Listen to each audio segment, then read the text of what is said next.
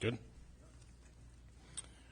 Okay, welcome to Kingsburg City Council regular meeting for April 16th, 2025.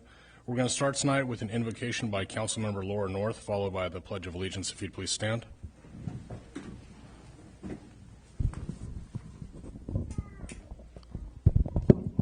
If you can bow your heads with me. Dear Heavenly Father, thank you for the opportunity to gather here tonight in service to our community. As we enter this sacred week leading up to Easter, we are reminded of the hope, renewal, and grace that your sacrifice brings. Help us to lead with humility, compassion, and heart for others, just as Christ modeled us. We lift up our first responders, our police officers, firefighters, and emergency personnel who daily place themselves in harm's way to protect and serve. Lord, place your hand of protection over them. Give them strength, wisdom, and peace as they carry out their duties. We ask for your covering over the upcoming car show and all who attend. May it be a joyful, safe, and unifying event that brings our community together in celebration. And Lord, we pray for our city staff. Bless the work of their hands. Give them endurance, clarity, and encouragement as they serve the people of this town with dedication and integrity. May everything we do tonight and in the days ahead bring honor to you and reflect your love and goodness. In your name we pray. Amen. To the flag of the United States of America and to the republic for which it stands, one nation, under God, indivisible, with liberty and justice for all. Bless you.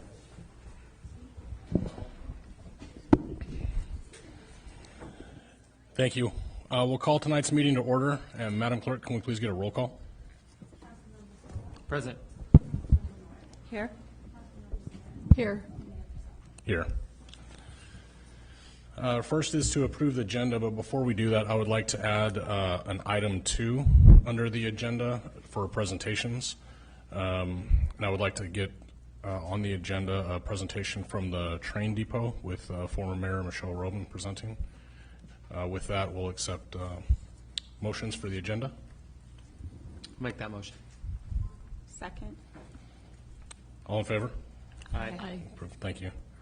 All right, so we'll move on to presentations and informational reports. We're going to start off with the swearing in of Police Officer Christian Jimenez with the Chief Dadian here. Welcome, Chief. Thank you, Mayor Purcell.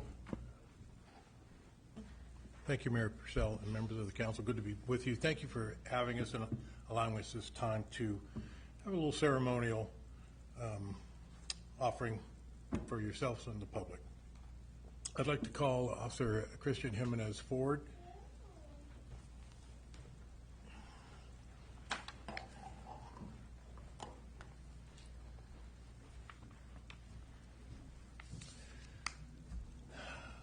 Christian Jimenez was born to a hardworking migrant family in Selma, California. Officer Jimenez was raised by his mother in a small country home in Kingsburg along with 4 siblings, all of whom attended Kingsburg schools. Officer Jimenez attended Clay Elementary School and graduated from Kingsburg High School.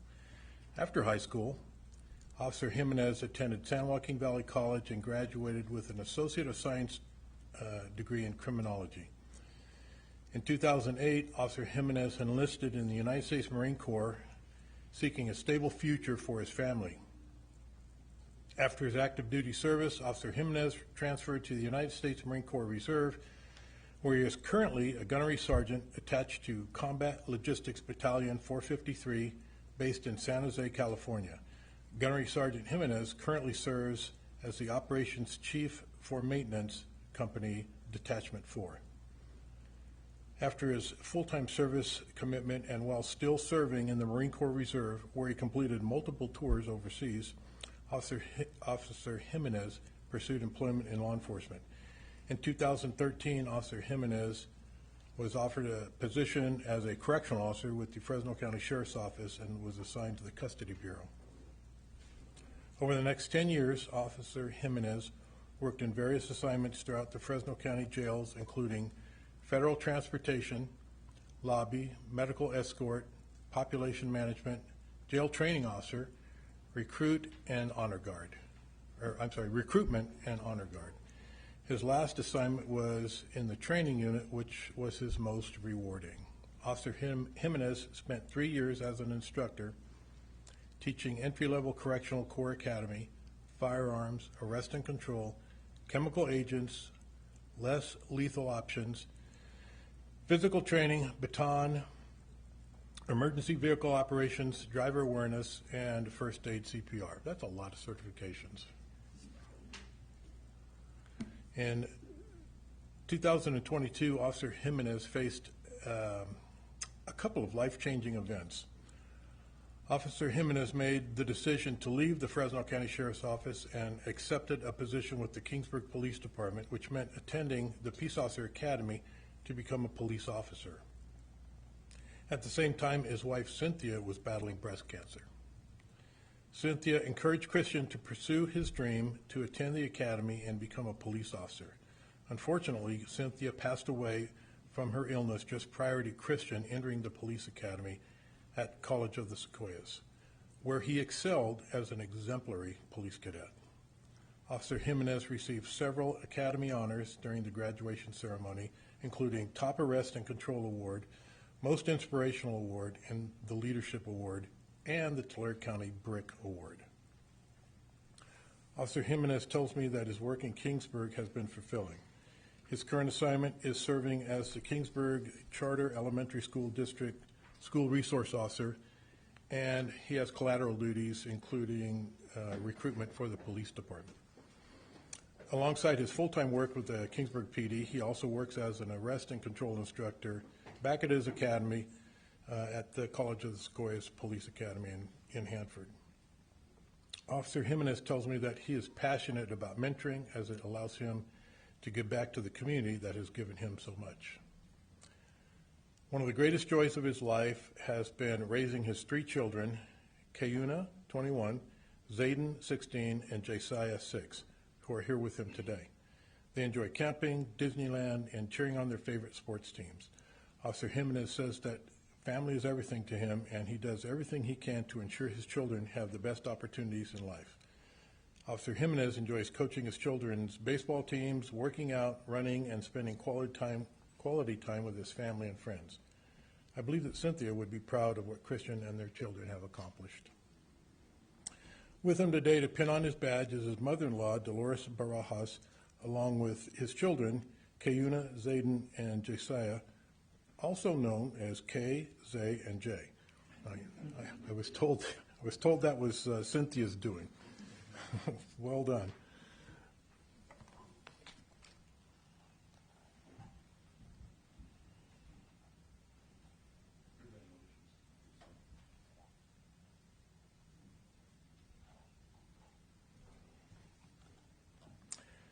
I will now administer the oath of office, but before I do that, just step forward a little bit. And then I'm going to ask your family to come forward. Come on, guys. Surround your dad, because he's going to need a lot of protection.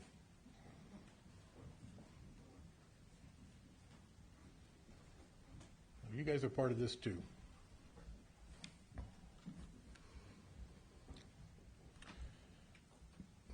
Please raise your right hand and repeat after me. I, Christian Jimenez, do solemnly swear I, Christian Jimenez, solemnly swear that I will support and defend the Constitution of the United States and the Constitution of the State of California that I will defend the Constitution of the United States and the Constitution of California against all enemies, foreign and domestic, against all enemies, foreign and domestic. that I will bear true faith and allegiance I will bear true faith and allegiance to the Constitution of the United States to the Constitution of the United States and the Constitution of the State of California, and the Constitution of the State of California. that I take this obligation freely I take this obligation freely without any mental reservation without any mental reservation or purpose of evasion, or purpose of evasion, and that I will well and faithfully and that I will faithfully discharge the duties upon which I am about to enter. discharge the duties that I'm about to enter. So help me God. So help me God. Congratulations. Yes, sir.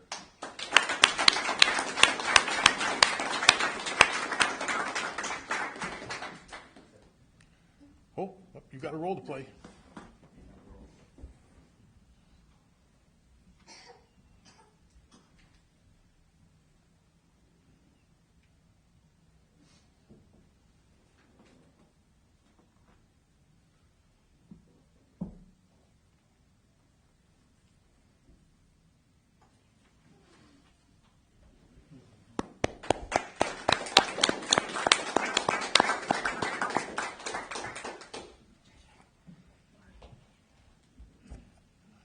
All right, don't run off, guys. We're going to do some pictures. First, I'm going to ask the council to come down, and we'll get some pictures with the council.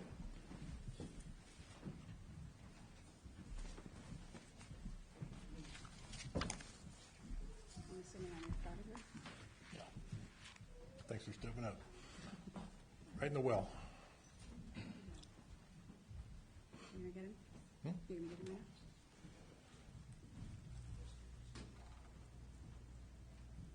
Okay, ready? 1, 2, 3.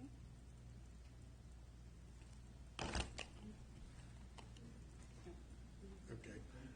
Let's get some with your family.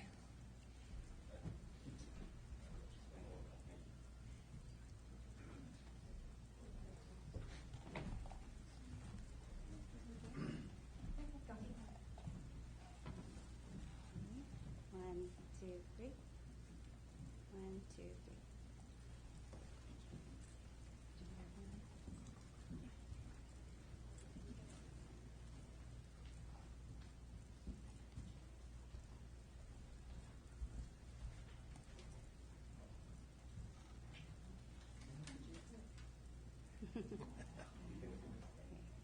Ready? 1, 2, 3. Okay. You're gonna send it to me right now? No? Okay. We're not that important, trust me.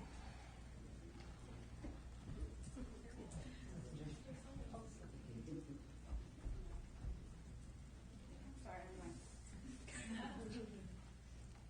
1, 2, 3.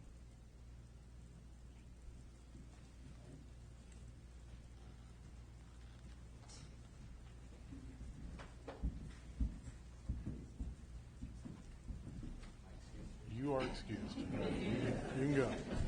So's the rest of those guys. I got one foot out the door anyway. Again, my thanks to the council for allowing us some time for this. I appreciate it very much. Thank you. Thank you, Chief. And welcome, Officer Jimenez, and congratulations to you, and especially congratulations to your family. Thank you guys for letting us borrow him for a while. Our second presentation tonight is going to be related to the train depot. Former Mayor Roman, if you'd like to come up.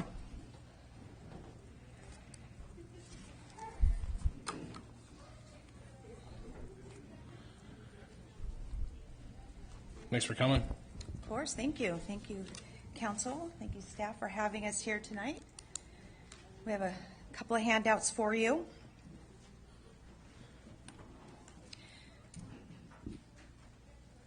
Thank you.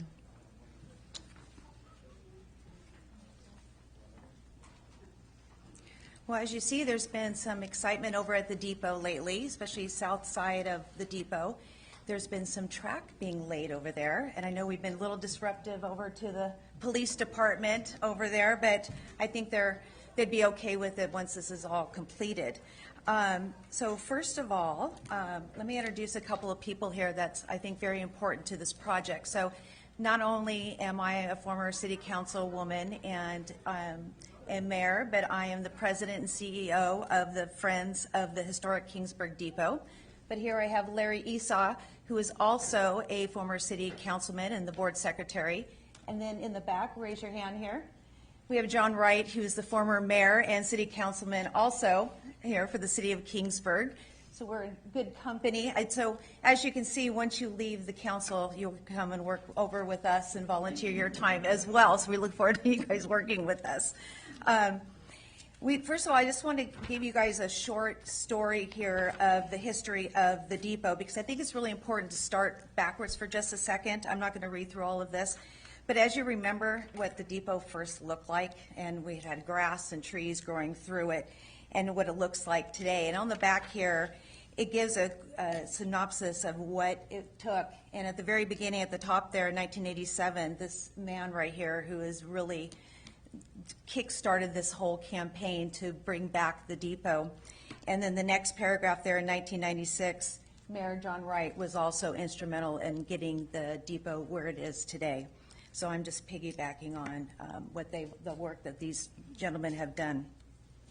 So as a lot of you who've worked with me up here, Michelle gets these crazy ideas, and I got this crazy idea after leaving one of my Fresno Zoo Authority meetings, and that beautiful train that's just sitting there, the 1238 up there at Roding Park, is sitting there behind a fence. And what's going to happen is we're going to be changing up the entrance into the zoo off of Belmont. You won't even be able to drive past it. And a lot of people remember climbing all over that train. So it's a really important piece of Fresno County history. And there have been some inquiries from other depots throughout California that really wanted that train. So it really needed to stay here in Fresno County. And what better place to have it than Kingsburg, right? So I started working with the city of Fresno. I have the mayor and the city councilman on my board. And I said, what are the odds of us getting that? You know, kind of working them over. And they said, you know, I think it would be a perfect place to be because you guys are a living history museum. You are teaching the kids not only about railroad safety, but also the importance of the railroad to all of our little towns, and of course agriculture. And so that's what we do there. And so we first approached the city of Fresno formally before COVID. And we went up there, had it on their agenda, and they pulled it because there was a group that said they really wanted the train. And we just shook our heads going, who are these people? And all of a sudden you care about the train. So they said, we'll give you 1 year to come up with the funds to move the train. And that died. They never came back, never even contacted a council member. So I went back to them and said, let's try this one more time. And we put it on the agenda for September 29th, 2022. And it was unanimous vote to give it to the city of Kingsburg, and specifically the Friends of the Historic Kingsburg Depot for us. So we were very excited that we got it. And so now the next steps were laying track. And so as of this time, if you've driven by on a Saturday, you'll see everybody out there working. We've laid 250 feet of track, all by hand, and our volunteers are amazing. Jared would be our youngest at about 20 years old, but most of us are much older out there swinging hammers out there. So it's been truly a work of love. So on this page here, the Project 1238 that you have, this gives you a little idea of what we've had to do. I've had to raise $190,000. So this little project that I didn't think was going to cost very much cost a little more than expected. But I'm proud to say we have the money for that project. We had some major donors that have been so instrumental in this locally. First of all, the Kingsburg Lions Club has really come through for us. And Supervisor Buddy Mendes just donated a nice check. And also our members. Our members have really stepped up to provide some nice large checks, and also even the community. Once they heard that this was coming to Kingsburg, I think we received about $40,000 within a 24-hour period for this. So people are very excited about it. Not only we laid 250 feet of track already, but we've also constructed a line shack, which is, as you see at the very end there on the south side. We have 182 members there at our with the Friends of the Depot, and we're really proud that that keeps growing as well. So on the back side of that page, we have a breakdown of how we're going to be restoring this, moving it, like I said, the shed, and then we want to add additional cars at some point too. So it won't just be the engine, but we'll also be adding other cars, because I think that's part of who we are, because we give a lot of school tours, and I think kids need to see the depot, but they also need to see the train, and then other cars, and maybe a caboose, yay, would be really cool. So that's where we're at. We're looking at moving it for sure before Swedish Festival. It will be here. We don't want to give an exact date because, of course, there's a lot of moving parts working with the city of Fresno, Caltrans, CHP, so there's a lot to go. But the first part of May is when we're looking at having it here. So we want to make sure it's here and all set up and good to go by Swedish Festival so everyone can enjoy it when we have everybody in town. Anything else you'd like to add? Yeah, it's kind of a narrow Here, come on window in. between car show weekend and the festival. So want to sneak it in there and not impact either one of those. So we'll do our best. Hopefully it won't fall off the truck on the way here.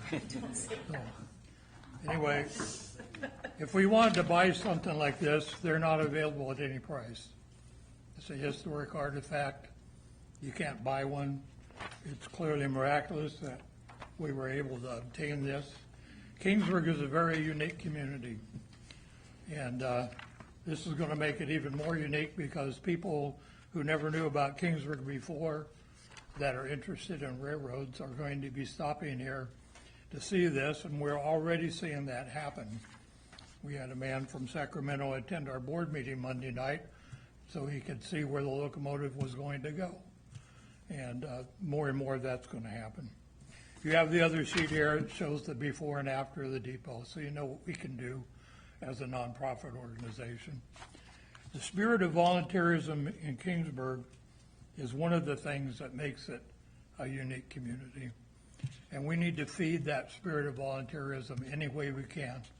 Our sports leagues, especially organizations like Friends of the Depot, bring a special kind of a thing to a town. And let me say that the people that work for Friends of the Depot have found their place there. Many of them are older and retired, and they see that as their contribution to the city. And it's really nice to see seniors interacting with third, fourth, and fifth graders that come through on our school tours, play roles of history with the kids. So I enjoy it. I was bored stiff as a kid growing up in Kingsburg. That was long before pizza parlors and all the stuff we have now. And one of the places I would hang out just to see interesting things as a kid was the depot, because people were coming and going all the time. Trains, steam trains, back when I was a kid, were coming and going all the time. My three favorite places in Kingsburg were the Texaco station on Main Street, which is where a bank is now, and across from the Covenant Church, and my high school. Out of those, and the depot, out of those three, only the depot still exists. So when I heard that the railroad intended to tear it down, I told my wife, somebody ought to do something. She says, look in the mirror, buddy. So here I am, anyway. Any questions about what we're doing or why? I do. Thank you, Mr. Esau. Real quick, I want to give people an avenue to donate to you guys. If you guys can give that information. Yes, back here on the table. The website. Can you give that website just so it's on the record for everybody? KingsburgDepot.org. KingsburgDepot.org. www.kingsburgdepot.org. Okay. And there's a QR code right on the front page of the website. Just aim your phone at it, and you can donate whatever you want. Okay. So just to recoup that, if you go to that website, there's a QR code, and people can donate to your guys' foundation through there. Awesome. We also have forms back here on the table, have the same QR code. So we'll see if we can maybe add that to our weekly newsletter just to get it out to everybody. We, we appreciate this. Without you guys, this just wouldn't happen, and it's going to be a great thing. We can't all pinpoint what our legacies are going to be in life, but especially for you three, this is definitely going to be one of them. So I just want to say, on behalf of everybody that is going to use that, my kids are going to be over there. Thank you. Thank you very much for everything that you guys are doing. Well, thank you for what you do. Having sat in that seat, I have an appreciation every day for what our council does. Do we have any other council members who want to speak on this before we're done? Just thank you. Thank you, guys. Thank you for your time. Thank you very much. Appreciate you. Thank you.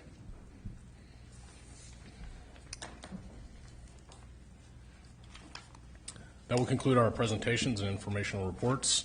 Now we're going to move on to public comment.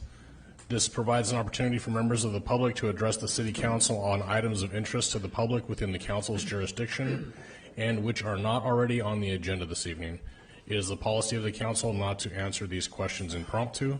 Speakers should limit their comments to no more than 3 minutes. For items which are on the agenda this evening, members of the public will be provided an opportunity to address the Council as each item is brought up for discussion. Now we will open public comment. Do we have any members of the public that would like to speak tonight? Seeing none, we will close public comment and move on to the consent calendar. These are items on the consent calendar are considered routine and include a recommendation from staff and shall be acted upon in one motion of the council. If a council member requests additional information or would like to pull an item for discussion, that item should be pulled from the consent calendar and acted upon separately. A motion to approve the consent calendar is deemed to include a motion to waive a full reading of any ordinance or resolution on the consent calendar. For tonight, we have items, looks like 1 through, is it 6 or 5? 1 through 5. Do we have any members of council that would like to pull any of the consent calendar items tonight? Any members of staff or the public like to pull anything from consent? Seeing none, we'll entertain motions for the consent calendar. I'll make that motion. Second. All in favor? Aye. Calendar accepted, thank you. We'll now move on to our regular calendar. Item 6 is the financial statements for the year ending in June 30th, 2024. This is to consider statements as prepared by Price, Page and Company. Staff report by Finance Director Alma Collado. Mayor, City Council, the City of Kingsburg's annual comprehensive financial report for the fiscal year ending June 30, 2024 has been reviewed by the independent accounting firm Price Page and Company. We are pleased to share that the city received a clean, unqualified opinion, meaning the financial statements fairly and accurately reflect the city's financial position. Tonight, Anthony Gonzalez from Price Page and Company will present the full audit report, and I have some key financial highlights. In the general fund, revenue exceeded expenditures by $261,000. This is mainly due to increases in property taxes, service fees, permits, and other tax revenues. Measure E fund expenditures exceeded revenues by $668,000. This was a planned use of reserves for capital improvement projects. Ambulance fund had an operating deficit of $1.7 million, which was covered through inter-fund transfers and grants, especially the IGT grant funding that helps cover the gap in ambulance service costs not fully reimbursed by insurance. Overall, the fund remains in good financial shape. Water fund reported an operating loss of $1.17 million, due in part to a one-time transfer of funds from the TCP settlement and expenses related to compliance with the SGMA, Sustainable Groundwater Management Act. And the disposal fund ended with a small surplus of $35,000 thanks to a revised rate structure and returning the fund to long-term stability. Additionally, your meeting packet includes a 5-year comparison, major fund revenues and expenditure, which helps highlight financial trends and performance over time. And the recommended action by City Council tonight is to accept the audit annual comprehensive financial report for the year ending June 30th, 2024. This concludes my portion of the report, and I will now turn it over to Anthony Gonzalez for formal presentation. Welcome, Anthony. Thank you. Thank you, Alma. Good evening, Mayor, fellow council members. My name is Anthony Gonzalez. I see a few familiar faces. I'm an audit manager with Price Page and Company. Tonight, I am here to present to you the results of our audit that included an audit of the city's financial statements as well as the federal award programs. If you could go to the next slide, please. So my agenda for tonight, I'll be as efficient as possible. I'll talk a little bit about who we are and what we do, talk about the scope of our audit, and talk a little bit about our audit process, kind of big picture. I'll then touch on some of the key areas of audit emphasis, so the areas that we actually kind of spend a lot of our time and focus on, and then of course go into depth on the auditor's reports, and then finish up with required communications. Okay. So Price Page and Company, we're a full-service accounting firm based in Clovis, California.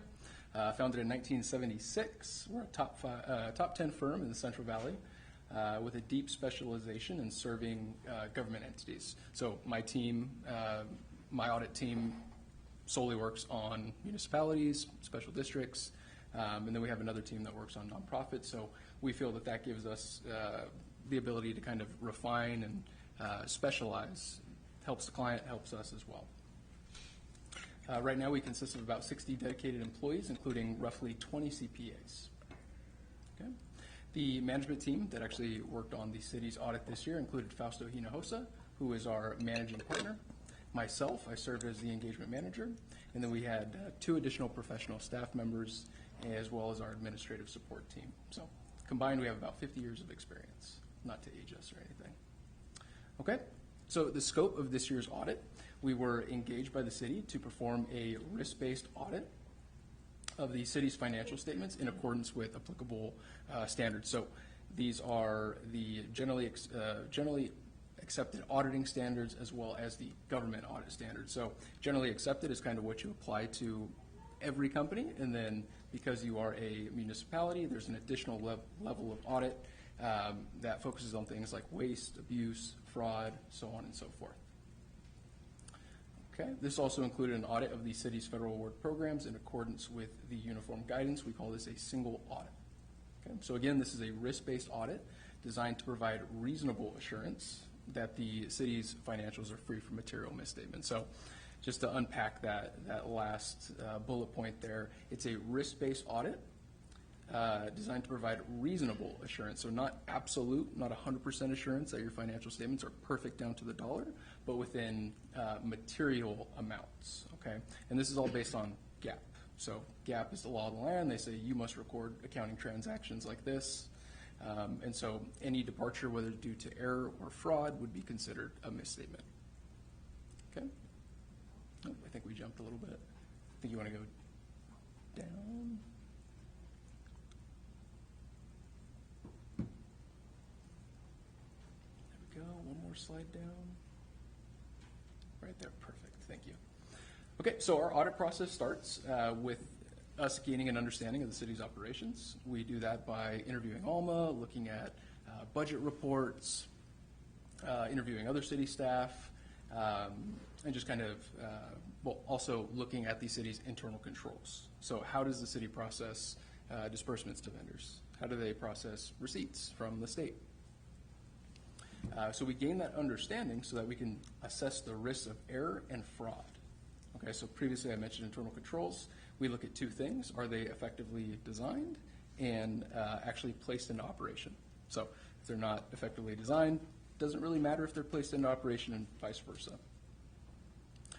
Once we've developed this understanding, then we will actually design our audit procedures to address those risks. So let's say the city got into some derivative investment that's highly complex.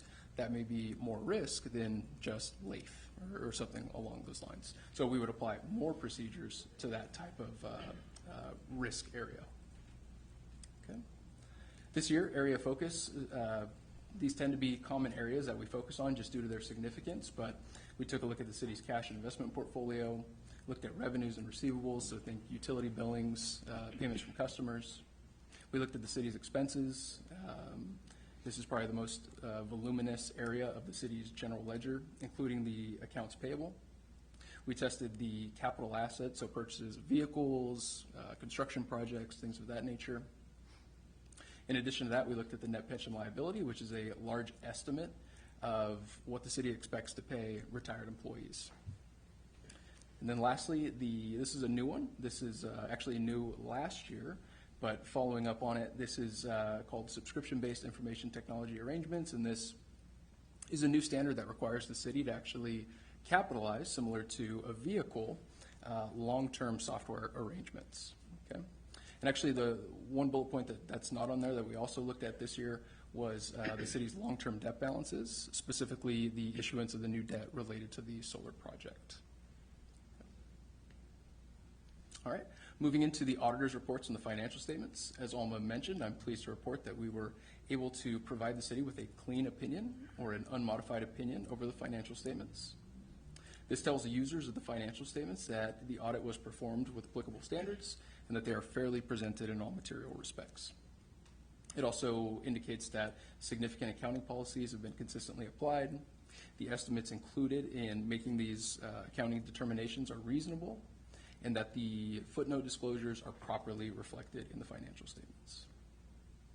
Okay, can we go to the next slide, please? This next report is the Government Audit Standards Report, and this would, it's not an opinion, But what it does is it would describe any deficiencies that we noted during our audit, okay?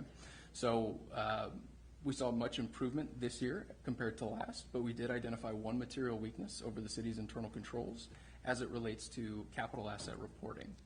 You can find the specifics of that finding on page 9 of the single audit report. This report will also describe any issues with compliance. So that could be local, it could be federal, it could be state regulation, if we identify any of those, and I'm pleased to report that we did not. Okay. The last report that we issued as part of our audit is what we call the uniform guidance, or the single audit report.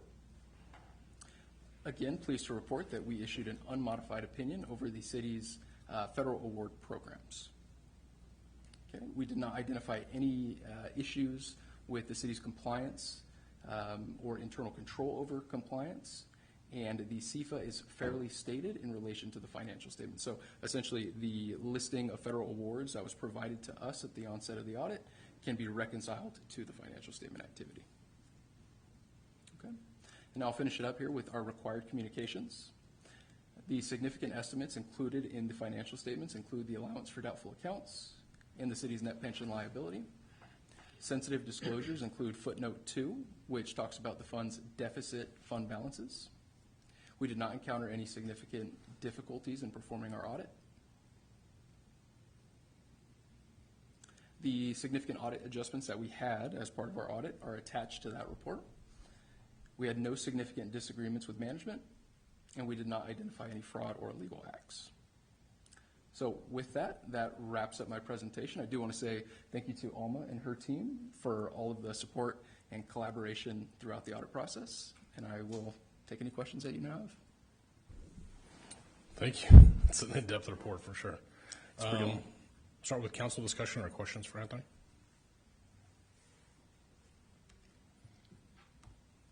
Yes, anything? Questions from? Okay, so we'll ask for a public comment. Anybody from the public have any questions regarding the audit? Seeing none, we'll bring it back for council discussions or any final comments.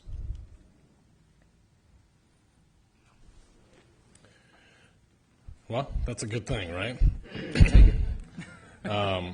Thank you. Thank you very much for everything. I know that this is a very comprehensive report, and thank you very much to Alma and her staff.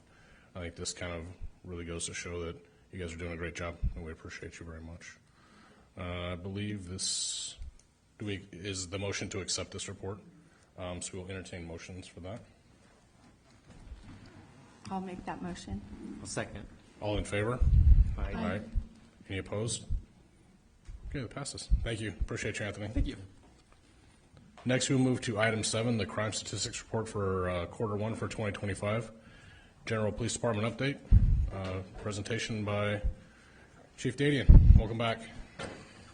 Thank you, Mr. Mayor. Again, good evening to you and members of the council. So, as always, I start with crime. We continue to work on the murder-suicide that we had from earlier this year. We're completing interviews and some other details, but that's basically a almost completed investigation. We did experience some thefts and vandalism at new home construction sites. So there was a spike in the stats for thefts, and that accounted for most of that.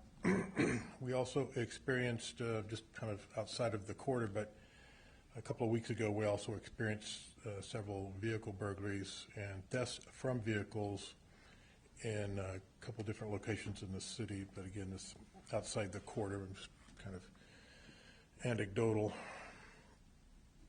Patrol officers handled 2,939 calls for service during the quarter, and we made 65 arrests. So we're doing pretty good. We're proactive, which is a positive thing. We hired a young lady in, I think it was December, and she's still in her field training program. Hired another gentleman last month, and he started his field training program. So we have two officers in our field training program, and then I also hired a police cadet at the Tulare Kings Basic Academy in Hanford, and She'll be graduating in July. Look forward to attending that with her and getting her going. And with those hirings, we're full up for this one brief moment in time. Yeah, but that's always a dynamic situation. We had a lot of training for this quarter. All sworn personnel attended TASER 10 training and Peacekeeper baton training. We switched out our standard batons to a different type of baton that's a little more industry standard now, and as well as the TASER, which it's the latest, greatest, again, industry standard. The other platforms have not supported. Sergeant Carey and two of his detectives attended an undercover chat training. It was kind of interesting. So we get a lot of cases where we get young victims on social media, and people, predators want to meet them. So we now have some training in that. We have the ability to put out some bait and see if we can catch some of these people. And so we're looking forward to doing some more of that along with our partners at ICAC. Both school resource officers and another officer, a patrol officer, attended sexual assault investigation training. Sergeant Gonzalez, Sergeant Carey, and Officer Jimenez attended the school safety symposium in Visalia during the quarter. Police Services Technician Zimmerman attended the California Association of Property and Evidence annual training in Oxnard. And Sergeant Carey was accepted into the Sherman Block Supervisory Leadership Institute, and he attended one session. He's currently attending the other one this week. Sergeant Forlines was also in that, and he's completed 5 out of his 8 sessions. Sergeant Carey and Detective Colegio, Gong, and Reserve Officer Tom Wilson attended Peer Support Team Summit in Clovis, hosted by the Clovis Police Department. And all of our officers have completed skills training for the year. Sergeant Kroger and Detective Gong attended an unmanned aircraft system basic pilot course in Fresno. So we don't have any drones. I think I've talked about this in the past, but one of the things that was on consent tonight was the military equipment, which drones aren't military equipment, but for law enforcement they are. As an example, our code enforcement officer, AJ can go out and use a drone, which he does all the time, but the minute that drone is turned over for police use, then it becomes military equipment. So that was one of the things that you approved tonight, was the continuance of that. So at some future point, I'm looking to get drones in there. They're just a huge officer safety multiplier. If we can send a piece of equipment in to a situation and get eyes on that situation before the officers actually make entry, it's a completely different dynamic. So looking forward to some of that in the future. The command staff, myself and my 2 lieutenants, attended the California Police Chiefs Association annual training symposium in Riverside. And we also, last month, had our annual Commission on Peace Officers Standard and Training Audit, which is a review of newly hired officers, their backgrounds, and hiring files, along with biannual training compliance. All members were in compliance for the 2-year period, and all hiring files were completed with no deficiencies. So we got a clean bill of health on that one. We have 1 patrol car right now at our upfitter at Cook's Communication in Fresno getting upfitted, and we have 2 more in the waiting line, and then we'll pretty much be done with all of that. So very happy about that. It's getting close, and these are vehicles that we've had on order for close to 3 years. This week is National Public Safety Telecommunications Week, and so we gave a social media shout out to our Sheriff's Office dispatchers, who we work with, every hour of the day, and they do a great job for us, so we appreciate that. Last week was National Property and Evidence Professionals Appreciation Week. That's always the first week in April, and so I want to acknowledge our staff who takes care of that. That's Police Services Supervisor Karina Padilla, Police Services Technician Karina Barola, and Police Services Technician Eva Zimmerman. Eva has the heavy lift on that. That's her primary assignment. Karina Barola also assists on that, but Eva again that's her day-to-day grind, and it is a grind. But she's done a stellar job, and in some cases, that she's been doing that pretty much full-time for about 5 years, part-time prior to that. She has processed pieces of equipment, cases, drugs, money, guns, in some cases over 30 years old. They were just sitting in our evidence room. And so I just want to give her a bit of acknowledgement for her efforts, because it is not a fun job. You stare at a computer all day and you deal with, everybody's property. And it's, like I said, it's just a grind, but, she does a great job of that, and she has kept us out of the public spotlight. We're not on the 6 o'clock news, and we're not in front of the grand jury for missing guns, missing money, missing drugs, missing other properties. So a tip of the hat to her for her efforts, and I just want to bring that to your attention. That concludes my report. I am happy to answer any questions. Council comments or questions?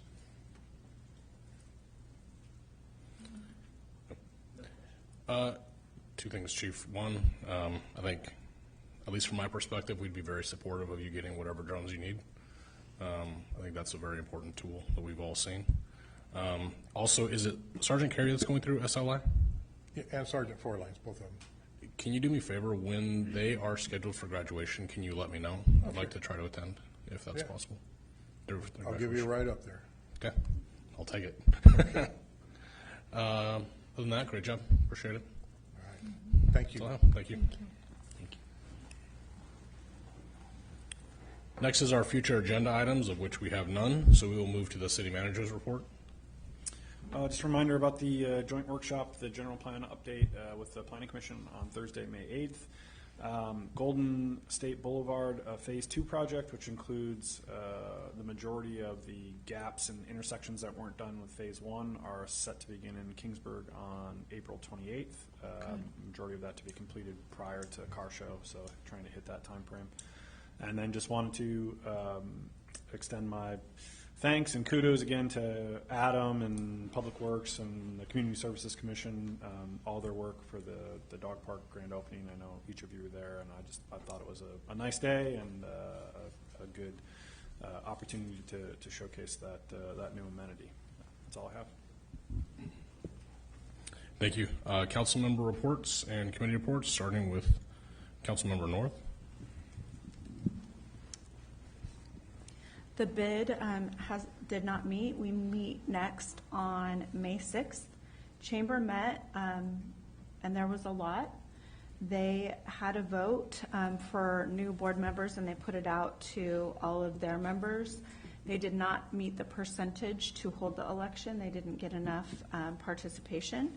They did reorganize as far as roles on the chamber. So president is Reggie Gerke. They have two vice presidents. I believe one's business and one's events. So Tammy Dooley is business, and Adrienne Perez is VP of events. Treasurer is Ernie Perez, and secretary is Lisa Linares. They discussed the car show. It's this Saturday. They can still use volunteers, so anybody that wants to get up bright and early and help with that, they can contact Barbara at the chamber. The big conversation really was around their contract with the city.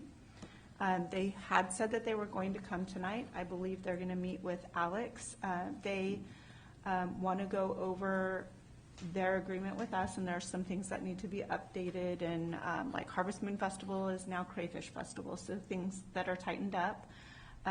They did really focus on July 3rd and talked about, as a community, they're really struggling with fundraising. and that it is a big thing, and in their focus, it's not a goal of the chamber. They did take a vote and said they're not going to be in charge of it.